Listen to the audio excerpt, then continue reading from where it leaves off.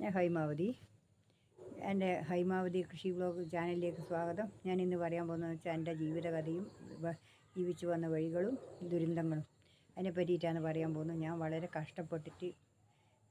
കഷ്ടപ്പെട്ടിട്ടാണ് ജീവിച്ചു പോകുന്നത്. എൻ്റെ അച്ഛൻ്റെ വീട്ടുകാരും എല്ലാം നല്ല കഴിവുള്ളവരാണ്. അച്ഛൻ ഗവൺമെൻറ് ജോലിയില്ല, പഠിപ്പിച്ചിട്ടുണ്ടായിരുന്നു.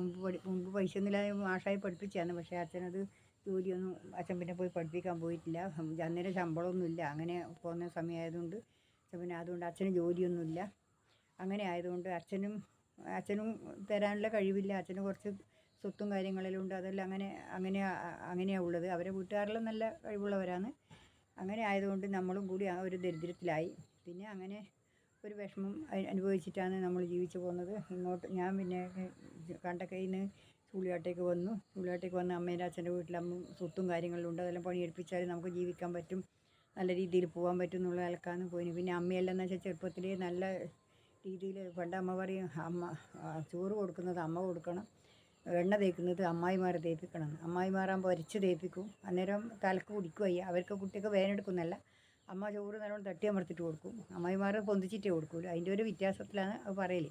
പക്ഷെ അമ്മ ആണെങ്കിലും അങ്ങനെ ഒരു പിന്നെ എന്നെ അങ്ങനെ ഒരു ശക്തമായിട്ട് ആ ഒരു നിർബന്ധത്തിലെല്ലാം പണി ആക്കുകയും ചെയ്തതുകൊണ്ട് വെച്ചാൽ എനിക്ക് ഇന്ന് സുഖമായിട്ട് എനിക്ക് ജീവിക്കാനും പണിയെടുത്ത് ജീവിക്കാനും പറ്റി. ആ ഒരു നല്ല കാലം തന്നെ എനിക്കന്നത് പറഞ്ഞു തന്നത് നല്ലൊരു സമയം തന്നെയാണ്. പക്ഷേ ഞാനിങ്ങനെ കല്യാണം കഴിഞ്ഞതിന് ശേഷമുള്ള എൻ്റെ ജീവിതം ഇങ്ങനെ ആയല്ലോ എന്നുള്ള വന്ന് കല്യാണം കഴിക്കുന്നതിലടക്കെങ്കിലും ഇങ്ങനെ നല്ലൊരു ജീവിതം എനിക്ക് കല്യാണം കഴിച്ച് കഴിഞ്ഞാൽ കിട്ടും എന്നുള്ള ഒരു കുറച്ച് വിശ്വാസത്തോടെയായിരുന്നു നിന്ന്. കല്യാണം കഴിച്ച് നോക്കുമ്പോഴേക്കും അത് അതിനെക്കാട്ടിയും ഇതുമായി. അതുകൊണ്ട് അങ്ങനെ പോയി. പിന്നെ കല്യാണം കഴിച്ചു എന്നല്ല, അതിൻ്റെ ഭർത്താവിന് യാതൊരു ഉത്തരവാദിത്തങ്ങളോ ഒന്നുമില്ല. ഒരു ഭാര്യ എന്നുള്ളൊരു ഉത്തരവാദിത്തം എന്ന് പറയുന്നത് ഒന്നുമില്ല. അങ്ങനെ ഞാൻ കുറച്ച് നാൾ അവിടെ നിന്ന് ഒരു മോളെ മാസവേദമായിട്ട് ഇങ്ങോട്ട് വന്നതിന് ശേഷം അങ്ങോട്ട് പോയിട്ടേ ഇല്ല. അങ്ങനെ ഒരു ജീവിതത്തിൽ പോയിട്ടേ ഇല്ല. അങ്ങനെ ആയിട്ടാണ് ഞാൻ പിന്നെ ഇത്രയും കാലം അങ്ങനെ വന്ന് പിന്നെ സ്വന്തം കാര്യത്തിൽ നിൽക്കണം. ഇനി ഇങ്ങനെ ആയാൽ എനിക്ക് എൻ്റെ മക്കളെ നോക്കിയിട്ട് ജീവിക്കാനാവില്ല, എനിക്കൊരു ജീവിതം വേണം, എന്താ ഒരു വഴി കണ്ടെത്തുക എന്നുള്ളത് ഞാനിങ്ങനെ പലതും ആലോചിച്ച് വന്നതിന് ശേഷം എനിക്ക് തോന്നിയാലും വീട്ടിൽ നിന്ന് ചെയ്യാൻ പറ്റുന്നൊരു ജോലിയല്ലാതെ എൻ്റെ വീട്ടിൽ അമ്മേൻ്റെ അച്ഛനും വെക്കാൻ ഒരിക്കലും വീട്ടിലെ ആങ്ങളാർക്കെല്ലാം ചോറും കറിയും വെക്കലും എല്ലാം വേണം. അതിൻ്റെ നടുക്ക് എന്തെങ്കിലും എനിക്ക് എൻ്റെ ഒരു ചിലവിന് എൻ്റെ കുട്ടികളുടെ ചിലവിനും കൂടി എന്തെങ്കിലും ഉണ്ടാക്കാൻ പറ്റുന്ന ഒരു പണി എടുക്കാമെന്ന് വിചാരിച്ചു. ആ സമയത്താണ് എനിക്ക് തോന്നി തുന്നൽ പഠിക്കാമെന്ന്. തുന്നൽ അന്നേരം ആ ഭാഗത്ത് നമ്മളെ ഭാഗത്ത് ആൾ കുറവാണ്. അതുകൊണ്ട് തുന്നൽ ആ ഭാഗത്തുള്ളതെല്ലാം മുന്നിൽ കൊടുത്താൽ എൻ്റെ ചിലവിൻ്റെ പൈസ കിട്ടുമല്ലോ. അങ്ങനെയെല്ലാം വിചാരിച്ചിട്ടാണ് ഞാൻ പിന്നെ തുന്നൽ പഠിക്കാൻ പോയി. തുന്നൽ പഠിച്ചു. പിന്നെ ഒരു മാസം കൊണ്ട് തന്നെ ഞാൻ തുന്നൽ പഠിച്ചിട്ട് മതിയാക്കിന്. പിന്നെ ഞാനൊരു മെഷീൻ ലോൺ എടുത്തു കാനറ ബാങ്കിൽ നിന്ന്. ആ ലോൺ എടുത്തിട്ട് എന്നതിന് ശേഷം ആ ലോണ് പിന്നെ കൃത്യമായിട്ട് അടക്കുന്നുണ്ട്. 2 കൊല്ലം കൊണ്ട് അടച്ചു തീർത്തു. പിന്നെ തുന്നൽ തുടങ്ങി, വീട്ടിൽ വെച്ചിട്ട് തുന്നാനും തുടങ്ങി. വേഗം പണിയെല്ലാം ഒരുക്കി രാത്രി വരെ അടിക്കും. അങ്ങനെയെല്ലാം ചെയ്ത് അങ്ങനെ പോയി.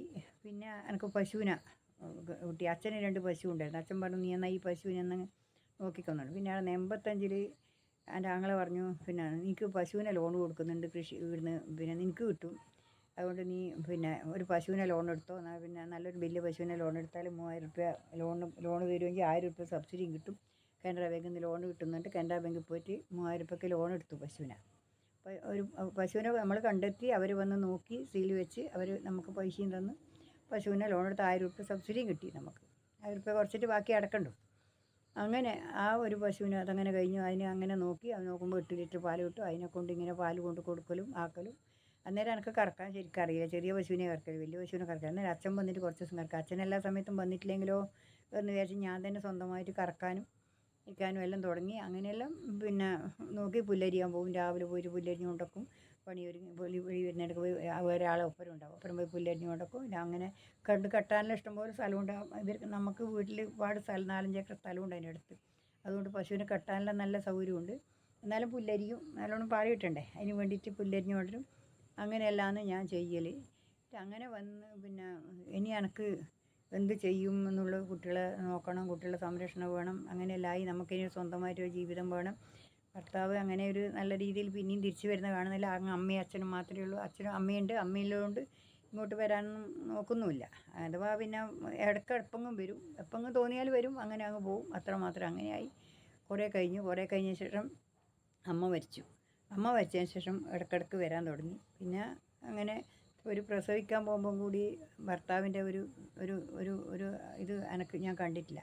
ഒരാശുപത്രി പോകുമ്പോൾ അല്ലെങ്കിൽ ഒരു ഭർത്താവിൻ്റെ വീട്ടുകാരോ ഒരു ഭർത്താവോ ഒരാളും എനിക്കൊരു തന്നിട്ടില്ല. അതെല്ലാം അമ്മ മാത്രം. അമ്മ രാവിലെ വൈകുന്നേരം ആടെ വന്ന് രാവിലെ ഇങ്ങോട്ടേക്ക് വരും. അങ്ങനെ രാത്രി ആടെ ഞാൻ പകൽ ഒറ്റക്കന്നെ ആശുപത്രിയിൽ നിൽക്കും. അങ്ങനെ ഒറ്റ ദിവസമേ നിൽക്കേണ്ടിയല്ലോ, പിറ്റേന്നൊക്കെ തന്നെ പ്രസവിച്ചിട്ട് വരും. ആ സമയത്ത് അങ്ങനെ പോയല്ലോ.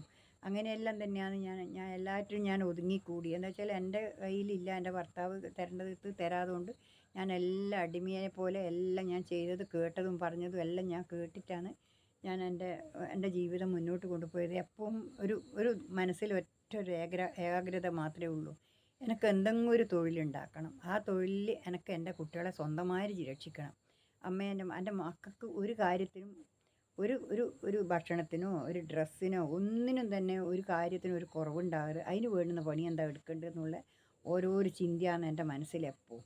അങ്ങനെ ആയതിനു ശേഷം പിന്നെ എനിക്ക് തോന്നി കുട്ടികൾക്ക് രാവിലെ പഠിക്കും വേണം എല്ലാം വേണം, ആരെങ്കിലും ഒന്ന് ചാടി കൊടുത്തിട്ട് പോകുന്നതല്ലേ. എനിക്കും എൻ്റെ സ്വന്തമായിട്ട് തന്നെ എൻ്റെ മക്കൾക്ക് ആക്കി കൊടുക്കണം എന്നുള്ളൊരു ധാരണ വന്നു. അങ്ങനെയായി ഞാൻ ഓരോരോ ബിസിനസ് ആയിരുന്നു. ആണ്ടി പാട്ടം എടുക്കാൻ തുടങ്ങി. അവിടെ നിന്ന് അച്ഛൻ പറഞ്ഞു, നീ ഇനി അങ്ങേക്ക് പോരി, എനിക്ക് സുഖമില്ല, നീ എൻ്റെ വീട്ടിലേക്ക് പോരി, നീ അടുപ്പുറത്ത് ഇങ്ങേക്ക് പോരി എന്ന് പറഞ്ഞ് ഞാൻ ഇങ്ങോട്ടേക്ക് വന്നു. ഇങ്ങോട്ടേക്ക് വന്നതിന് ശേഷം ഞാൻ ഇവിടുന്ന് അണ്ടി പാട്ടെടുക്കും, കുരുമുളക് പാട്ടെടുക്കും, ആരെങ്കിലും പിന്നെ തേങ്ങ പാട്ടെടുക്കും, എൻ്റെ അടുത്തുള്ളവരെല്ലാം തേങ്ങ പാട്ടെടുക്കും. അങ്ങനെയെല്ലാം ഞാൻ കുറേശ്ശെ എടുത്ത് അങ്ങനെയെല്ലാം കുറേശ്ശെ ഇങ്ങനെ പച്ച പിടിച്ച് കുറേശ്ശെ ഇങ്ങനെ വരും. പിന്നെ അന്നേരം ഭർത്താവ് വരും, ഇടക്ക് വരും, അങ്ങ് പോവും, 2-3 ദിവസം നിൽക്കും, അങ്ങ് പോവും. അങ്ങനെ ആയ ശേഷം വയ്യ അവിടുന്ന് അച്ഛനും മരിച്ചു. പിന്നെ അമ്മ മരിച്ചതിന് ശേഷമാണ് ഇങ്ങോട്ട് സ്ഥിരതാമസാക്കി വന്നത്. അവിടുന്ന് പിന്നെ ഒരു 2-3 കൊല്ലം കഴിയുമ്പം എൻ്റെ അച്ഛൻ മരിച്ച ആ സമയത്ത് തന്നെ മരിച്ചിട്ട് പിന്നെ സഞ്ചാനായി 4-ാമത്തെ ദിവസം തന്നെ ഇവർ അച്ഛനും മരിച്ചു. പിന്നെ അങ്ങോട്ടേക്ക് പോക്കില്ല. പിന്നെ ഇവിടെ തന്നെ സ്ഥിരതാമസമായി. പിന്നെ അങ്ങനെ പോക്കേയില്ല, ആരുമില്ലല്ലോ, അച്ഛനുമില്ല അമ്മയില്ല. അങ്ങനെ ആയതിനു ശേഷം ഞാനിങ്ങനെ ഇങ്ങനെ വന്നു. ഇവരിങ്ങനെ അകത്ത് കിടക്കും. പകലെല്ലാം എന്തുകൊണ്ട് പുറത്ത് എണീറ്റ് വരുന്നില്ല. ആൾ കാണുന്നതിന് നാണക്കേട് പോലെയാണ്. അതുകൊണ്ട് പുറത്തൊന്നും വരില്ല. ഇങ്ങനെ അകത്തുനിന്ന് ഇങ്ങനെ പിന്നെ എല്ലാം ഭക്ഷണമെല്ലാം ഞാൻ ഉണ്ടാക്കി വെക്കും. ഞാനിങ്ങനെ എന്തെങ്കിലും പുറത്തുനിന്ന് എടുക്കും. പിന്നെ വീട്ടിലെ വളപ്പെന്നെല്ലാം ഇങ്ങനെ ഈ വളപ്പ് വെറും കാടായിരുന്നു. ഒന്നും ഒരു അനുഭവം പോലും ഇല്ല, വെറും തുർത്തക്കാടാണ്. ഇത് അച്ഛൻ ഞാൻ കയ്യിൽ തരുമ്പോൾ ഒരു വെറും തുർത്തക്കാടാണ്. ആ കാടെല്ലാം കുറേശ്ശെ കൊത്തി വയ്ക്കും, കുറേശ്ശെ വയ്ക്കും, കുറേശ്ശെ എടുക്കും. അങ്ങനെയെല്ലാം കുറേശ്ശെ എടുക്കാൻ തുടങ്ങി. പിന്നെ അങ്ങനെ ശേഷമാണ് എനിക്ക് കരണ്ട് കുഴിച്ചു. കരണ്ട് കുഴിച്ചാലും കല്ല് വേണം. കല്ല് വേണ്ടുന്ന സമയത്താണ് കല്ല് ഏട്ടൻ പറഞ്ഞു, അപ്പോൾ ഞാൻ ഒരു പണ തരാം കരണ്ട് വയ്ക്കുന്നവരോട് പറഞ്ഞിട്ട് അവരോട് ഞങ്ങൾ കൊത്തിത്തരാമെന്ന് പറഞ്ഞിട്ട് അങ്ങനെയാണ് ഞാനൊരു കല്ല് കൊത്തിൻ്റെ പണീൻ്റെ കാര്യം തുടങ്ങിയത്. ആ തുടങ്ങിയതിന് ശേഷം നമ്മളെ കല്ലിൻ്റെ ആവശ്യം കഴിഞ്ഞാൽ അതായിരിക്കും കൊടുക്കാമെന്ന് വിചാരിച്ചു. അതായിരിക്കും വേറെ ആൾക്ക് കൊടുത്തു. പക്ഷേ നമ്മളവിടെ പോയി കണക്കെട്ട് ഇത്ര കല്ലെന്ന് പറഞ്ഞാൽ അവർ പറഞ്ഞു തന്നു. ആ കല്ല് വേണ്ട വലിച്ചു നോക്കുമ്പം ഇവർ കണക്ക് കൂട്ടിയ കല്ല് നമുക്കില്ല. പൊട്ടിയ കല്ലും മറ്റേതെല്ലാം കൂടി കണക്കിലാണ് അവരെ കണക്ക് വരിക. അപ്പോൾ അത് എനിക്ക് നഷ്ടമാണ്. അങ്ങനെ ആ ശേഷം ഏട്ടനും പറഞ്ഞു, നീ ഇന്ന് വേണ്ടിച്ച ദിവസവും പോവുക, അവരെ കല്ലിൻ്റെ കണക്കെടുക്കുക, അതിൻ്റെ പൊട്ടിയിട്ടാകുമ്പോൾ വണ്ടി പോയിട്ടാകുമ്പോൾ അതിൻ്റെ കല്ല് കണക്കെടുക്കുക, എന്നിട്ട് നീ അത് പിന്നെ ഇത്ര കല്ലേ ഉള്ളൂ എന്ന് പറഞ്ഞിട്ട് അങ്ങനെ പറഞ്ഞിട്ട് കണക്ക് കൊടുത്തിട്ട് മേടിക്കണം. ആ കല്ല് കണക്കായിട്ട് മേടിക്കണമെന്ന്. പിന്നെ അത് വണ്ടിക്കാർക്ക് കൊടുക്കാൻ തുടങ്ങി. പിന്നെ ഈ അടുത്തുള്ള ഒരാൾ പറഞ്ഞു, നമുക്കിവിടെ അടുത്ത് വേറൊരു പണിയുണ്ട്, നല്ലൊരു പണിയാണ്, നമുക്കത് നോക്കാം. അവിടെ പോയി നോക്കി അതിനിപ്പുറത്ത് അത് നല്ലൊരു പണിയായിരുന്നു. അയാൾ കൊത്തി നല്ലോണം കല്ലുകൊണ്ട് അതിനിപ്പുറത്തൊരു പണ നോക്കി, ആ ഒരു പണ കൊടുക്കുന്നുണ്ട്. നോക്കുമ്പോൾ അത് മാളം വീണ് വളയിൽ നഷ്ടവും വന്നു.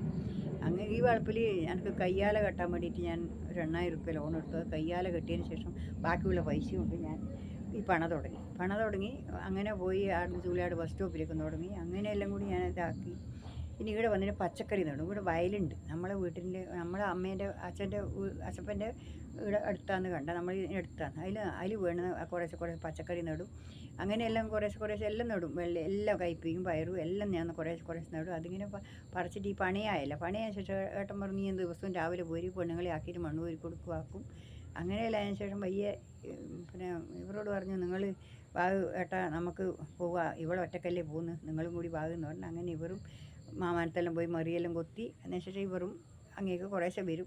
അങ്ങനെ ഒരു നല്ലൊരു നല്ല വരും. കുറേശ്ശെ അവനോട് ചായ കുടിയും കഴിയുക, അവനോട് വീടി വലിയും കഴിയുക, ഇനി ഇവിടെ ഇരുന്നിരുന്നാൽ വേണ്ട എന്നിങ്ങനെ പറഞ്ഞ് ഞാൻ രാവിലെ പോയി ഞാൻ വൈകുന്നേരം വരുമല്ലോ. അന്നേരം ഇവരും അങ്ങനെ തന്നെ വരും. അവരപ്പുറം കൂടും. ഞാൻ പിന്നെ എനിക്ക് തോന്നി ഇനിയിപ്പം കുറേശ്ശെ ഓരോ കല്ല് കൊത്തിയാലോ എന്ന് വിചാരിച്ചു. അങ്ങനെ ഞാൻ കുറേശ്ശെ അരുമൂലെല്ലാം മവ് എടുത്തിട്ട് ഒരു ചെറിയ മവ് എടുത്തിട്ട് കൊത്താൻ തുടങ്ങി. കൊത്തി നോക്കുമ്പോൾ എനിക്കത് കിട്ടുന്നു, കൊത്തി ആകെ നേലാകുന്നുണ്ട്. പിന്നെ അങ്ങനെ കുറേശ്ശെ കൊത്തും. ഈ കല്ലും മണ്ണെല്ലാം എടുത്തിട്ടാകുമ്പോൾ ബാക്കി സമയം വരുന്നത് ഞാൻ കുറേശ്ശെ ഇടുന്ന ഓരോ നന്നാല 5 കഷ്ണം കല്ല് കൊത്തി. അങ്ങനെയായി. പിന്നെ ശനി ഞായറിൽ എൻ്റെ ഈ മക്കളെല്ലാം സ്കൂളിൽ പോകുന്ന സമയത്ത് പിന്നെ 2 ആൺകുട്ടികളുടെ പശുവിനെയുണ്ട്. പശുവുണ്ട്, പശുക്കറവുണ്ട്, എനിക്ക് പച്ചക്കറിയുണ്ട്, എല്ലാ കൃഷിയുണ്ട്, നെൽകൃഷിയുണ്ട്, എല്ലാം ഉണ്ട്. എല്ലാം ഞാൻ ചെയ്യുന്നുണ്ട് ഇതിൻ്റെ നടുക്ക്.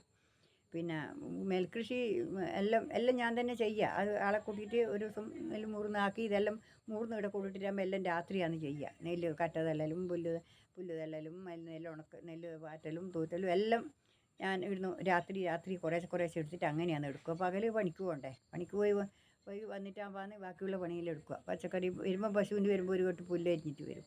രാവിലെ പച്ചക്കറി പറിക്കാനായ പിന്നെ പറിച്ച് കെട്ടിയിട്ട് ഓരോരോ ദിവസവും പറിച്ച് കെട്ടിയിട്ട് പിന്നെ ഇങ്ങനെ പോവും. പറിച്ച് കെട്ടിയിട്ട് ഇങ്ങനെ വീട്ടിലേക്ക് അങ്ങ് കെട്ടിയിട്ട് ഓരോ കിലോ തൂക്കമാക്കിയിട്ട് വെള്ളരിക്കൊക്കെല്ലാം ആക്കിയിട്ട് അതിൻ്റെ മേലെ എഴുതും ഇത്ര ഗ്രാമെന്ന്. പീടികയിൽ നിന്ന് തൂക്കിയിട്ട് ഇങ്ങ് എടുക്കും ഞാൻ. തൂക്കിയിട്ട് അവിടെ തന്നെ തൂക്കിയിട്ട് ഓരോരോ കെട്ടാക്കിയിട്ട് കിലോ കണക്കിന് കെട്ട് വേറെ, അരക്കിലോ വരെ കെട്ട് വേറെ, അങ്ങനെ ആക്കിയിട്ട് ഇങ്ങ് എടുക്കും. പിന്നെ മോര് ആക്കും. മോരാക്കി പാല് കൊടുത്തതിൻ്റെ ബാക്കി മോരാക്കും. മോരാക്കിയിട്ടാകുമ്പോൾ ആ നെയ്യും ആക്കും, നെയ്യും കൊടുക്കും. മോര് പോകുമ്പോൾ കേനകത്താക്കിയിട്ട് ഒരു ഗ്ലാസ് കൊടുത്തിട്ട് പോയി കൊടുക്കും. ഒരു ഗ്ലാസ്സിന് 1 ഉറുപ്പ്യ തോതും മോരും കൊടുക്കും. ഇടുന്ന് അങ്ങോളം കൊടുത്തു കഴിയുമ്പോഴേക്കും ആ മോരും കഴിയും. പോകുമ്പോൾ 2-3 ലിറ്റർ മോരുണ്ടെങ്കിൽ അതും കഴിയും. പിന്നെ ഈ പച്ചക്കറി എല്ലാം ചൂളിയാട് ബസ് സ്റ്റോപ്പിലെത്തുമ്പോഴേക്ക് ഓരോരോ വീടുകളിലും കയറിയിട്ട് കൊടുത്തിട്ട് രാവിലെ പോയി എത്തിയിട്ടാകുമ്പോൾ നാടിന് ഞാൻ പണിയെടുക്കുക. അങ്ങനെയെല്ലാം കഷ്ടപ്പെട്ട് ആയി. ഇനി ഏതെങ്കിലും ഒരു കാലത്ത് അപ്പോൾ കുറച്ച് നാൾ 1 മാസം 2 മാസം കഴിയുമ്പോഴേക്ക് തന്നെ എനിക്ക് കുറച്ചൊരു ഉയർച്ച വരാൻ തുടങ്ങി.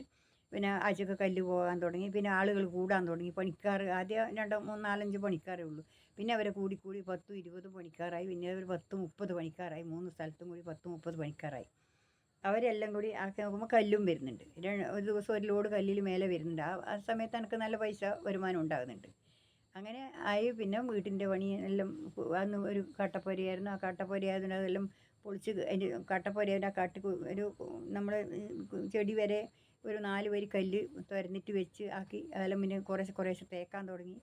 അങ്ങനെയെല്ലാം കുറേശ്ശെ എടുത്തു. പിന്നെ കൂട്ടി ഓരോരകം കല്ല് കൊത്തി ഓരോരോ കൊല്ലം കഴിയുന്നതിന് ഓരോരകം കൂട്ടി എടുക്കും.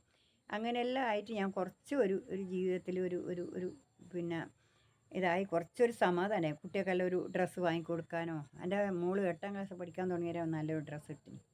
8ാം ക്ലാസ് പഠിക്കാൻ പോയാൽ നമ്മൾ പൈസ കണ്ണൂർ പോയി ഡ്രസ്സ് കൊടുത്ത് എൻ്റെ മോൾക്ക് 2 ഒരു ചുരിദാറും ഒരു മിഡി, അങ്ങനെ 2 മക്കൾക്കും പെൺകുട്ടികൾക്കും എല്ലാം ഞാൻ വാങ്ങി. ആദ്യമായിട്ട് മര്യാദ ഒരു യൂണിഫോമാണുള്ളത്. ആ ഒരു യൂണിഫോം അലക്കിയിട്ട് ഒരാഴ്ച ആ ഒരു യൂണിഫോം ഇടണം. അത് വൈകുന്നേരം വന്ന് അലക്കിയിട്ട് മഴക്കാലമെങ്കിലും ഉണങ്ങില്ല, വേനൽക്കാലമെങ്കിലും പിന്നെ ഉണങ്ങുമല്ലോ. അങ്ങനെ കഷ്ടപ്പെട്ടിട്ടാണ് എൻ്റെ മക്കളെല്ലാം അങ്ങനെ കഷ്ടപ്പെട്ടിട്ടാണ് ജീവിച്ചു പോകുന്നത്.